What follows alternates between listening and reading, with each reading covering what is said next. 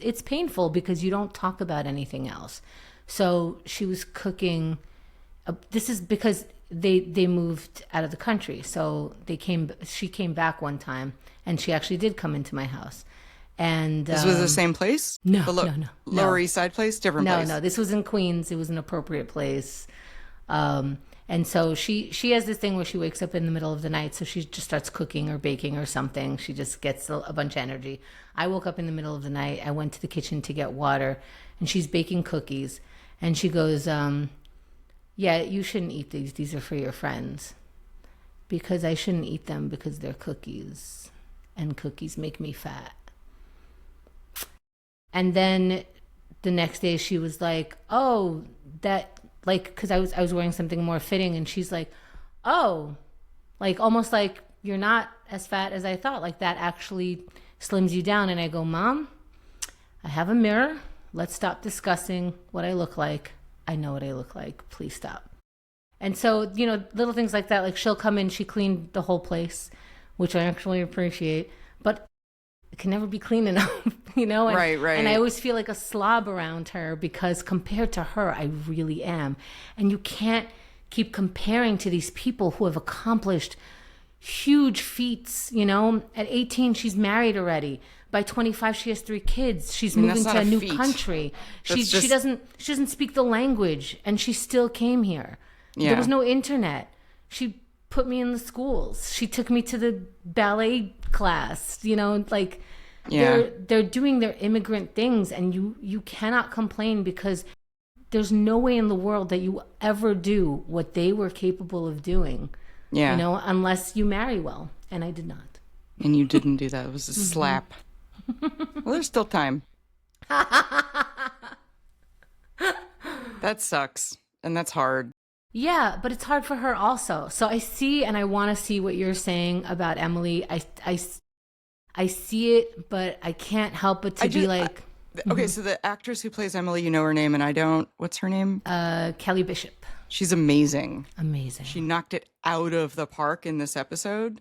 Amazing. And I think maybe I'm reading that she had more warmth in her tone when she said you could get someone to clean this way. I'd have to watch it again, but like... No, I think you're reading it right. I think if you are outside of this kind of dynamic growing up, right, you're very likely to see, why are you being such a brat? This woman is being kind right now. I think it's very easy to see that, and I think that I should see it that way a little bit more as well, just so that I can live in that instead of something else. It doesn't matter at this point. So I might as well see it as nice. You know what I'm saying? Yeah.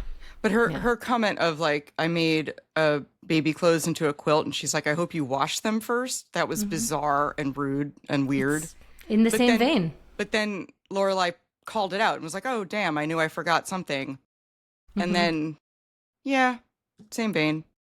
I mean, my mom's been to my apartment, and I have a one cup for coffee. So like after dinner, I could offer everyone coffee, but the way I phrased it was, we can all have coffee, just not simultaneously.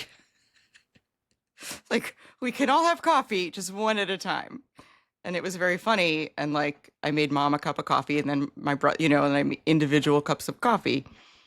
And like, I felt like a loser because like, I don't have a coffee maker. I live alone. I want one cup hot at a time. Right. And like, otherwise it's wasteful. It's wasteful. What did your mom say about it? She thought it was hilarious. See, my mom would have been like, but I was nervous. mortified. I was mortified. I was like, God, you don't even have a coffee maker, but I don't have the space to keep a coffee maker that I will never use, but for 3 times a year, where I have 3 coffee drinking people at a time. You know, and that makes sense. See, that's logic, and my mom would see it as a failure. And it's not that she just wants to call me a failure or wants to see me as a failure. She's nervous for me, right? So and she's wondering why I'm not nervous for myself, and that makes her worry even more because the way she sees it, I'm drowning and I don't know it, and she's trying to save me, and you're rejecting her. Yeah. Life raft. So now she's going to have to watch me drown after all the work that she did. Yeah. Man.